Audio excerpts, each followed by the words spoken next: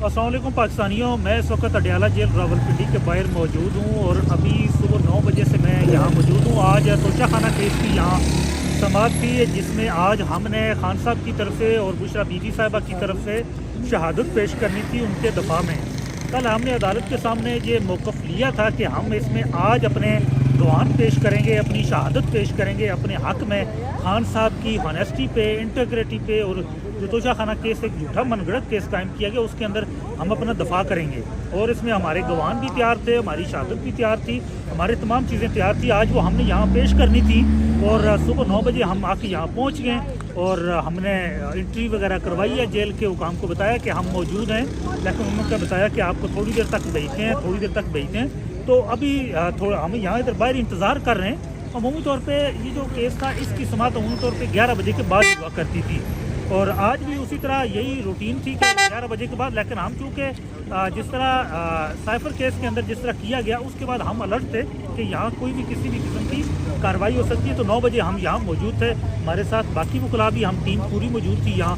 और जैसे ही आधा घंटा पौना घंटा गुजरा, अंदर से आके हमें ये बताया गया कि 14 साल सज़ा और 787 मिलियन रुपए की जुर्माना आयद कर दिया गया है और बाकी इतनी इलीगलिटीज़ की गई हैं। जब भी किसी केस का सज़ा सुनाई जाती है तो उसमें मुल्ज़मान को सबसे पहले उनकी हाज़िरी पूरी की जाती है, फिर उनके वकला को हाज़िर किया जाता है, उसके बाद फैसला उनके हाथ में किया जाता है।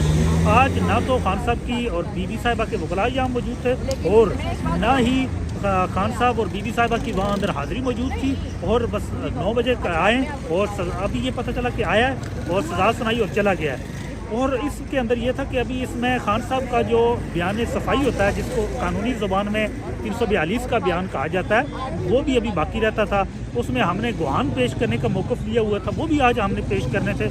तो ना तो हमारी शहादत ली गई, ना हमारे गवाह को सुना गया और ना ही एक प्रॉपर कानूनी तरीके से इस केस के अंदर सज़ा दी गई। और अचानक ये पता चला कि सज़ा सुना दी गई। ये कैंगरू तर्ज की समाअत के बाद कैंगरू तर्ज के फैसले जारी करने से पाकिस्तान का जो निज़ाम इंसाफ है वो बैठ चुका है, वो ख़त्म हो चुका है, वो कोलैप्स हो चुका है, मोरलिटी ख़त्म हो चुकी है।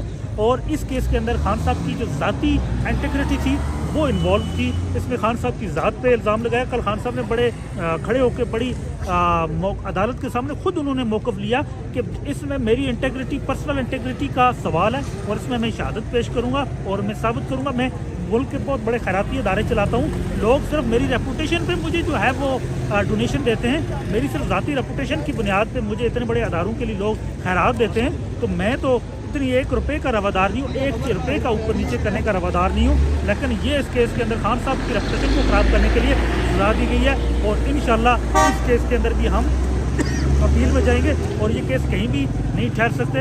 और खान साहब ने एक बात की है कि जो भी करें आपने रद्द अमल 8 फरवरी को बैलेट के जरिए देना है, वही आपका फैसला है। खुश